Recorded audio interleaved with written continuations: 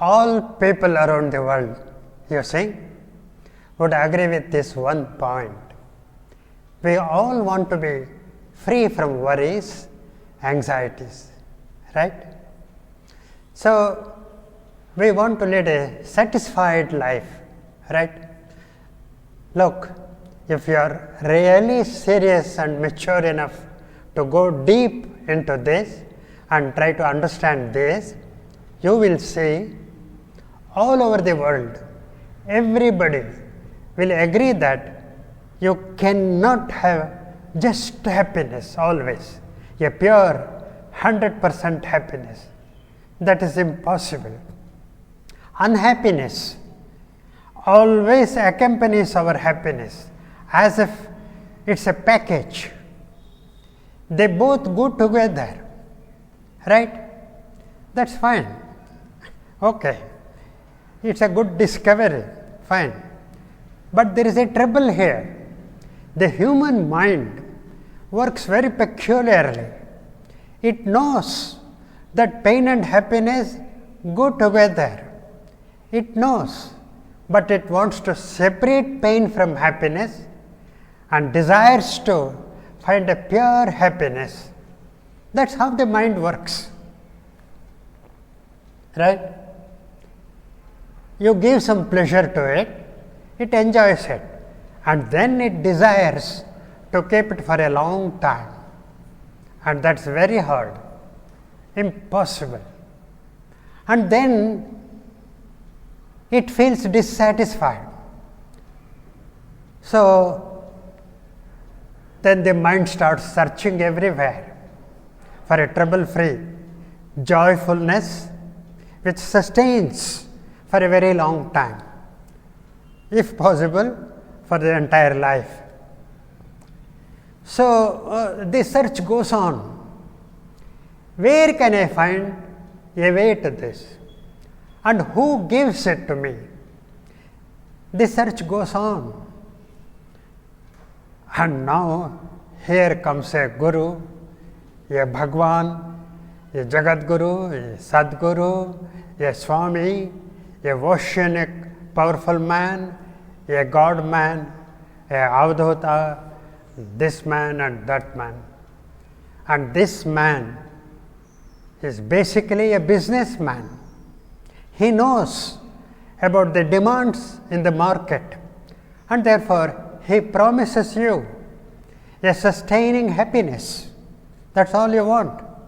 And happiness devoid of all sufferings and pains of samsara. He is a maverick. He is intelligent. He takes advantage of this human weakness of the human mind. The human mind is peculiar. From thousands of years, the human thinking process has been conditioned to believe that there is a state possible. There is a state possible for an uninterrupted peace and happiness. This is a belief. And you call it salvation or enlightenment or liberation or living in the world of gods or whatever. Now, these gurus ask you to do some repetitive rituals. They give you a mantra, the tiyam, a pyramid, a dome-shaped room, and a hyperventilation technique like where you exhale faster than inhaling and you exhaust all the residual carbon dioxide. This residual small amount of carbon dioxide, you see, is necessary to produce a stimulus for a new breath, and now it is not there. It takes time to build up. So, a fraction of a second there is no oxygen, and therefore you experience a state of hallucination. This is the intelligent guru calls it trance or a God experience, and gets a patent for this. And another joker like mystic, makes you dance, body revolving kind of brisk activities, which acts like a catharsis, and you feel hypnotic. And the point here is, everybody, all of you, this one or the other one, kind of floating in the air, all of you want it. You call it trance kind of experience, the levitating kind of experience. There is absolutely no spiritual experience whatsoever here, but a feel of floating in the air. You call it trance. Everybody is curious about this. This is the human weakness. These are mostly university graduates, aged between 25 and 35. And this Guru, this Bhagwan, is a very well-read, educated man, a very beautifully talkative fellow. He is a wordsmith, like Goldsmith. He mesmerizes people, and he himself claims that he has attained liberation or enlightenment or whatever, and you fall into it. It's a trap, a mouse trap, and they command you now. Blindly you have to follow whatever they say, and keep doing the same nonsense rituals, repeat and repeat. They keep pissing and pissing and pissing and pissing.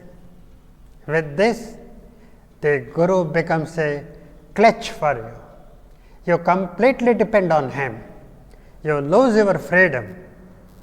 You cannot stand on your own 2 feet. He has to carry you. My friends, all religions are clutches. They take away your freedom, and that's it. It was doing good when they started, but today these religions sell false promises. But you think you are discovering, you are finding out, you are trying to hold it, understand it. But here is a catch-22, my friends. After 40 years of age, the brain starts shrinking. The ability to pay attention to something and grasping it becomes impossible. The memory fails, and therefore the brain can do only a parrot job.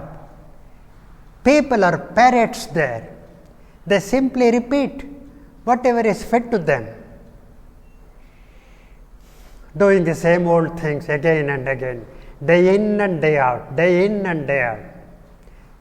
The fact is, all practices, all rituals, all that chanting, that temple running, all that meditation, all 100 types of dhyanas, everything is a waste. No method, no formula, no path, no practice, no japmala, no beads counting. Nothing will ever you free from the shackles of mind. None of this will liberate you from suffering. Forget it. Nothing gives you peace of mind. Forget these things. And your questions, who created the world, what's the meaning of life, etc., are also a waste of time.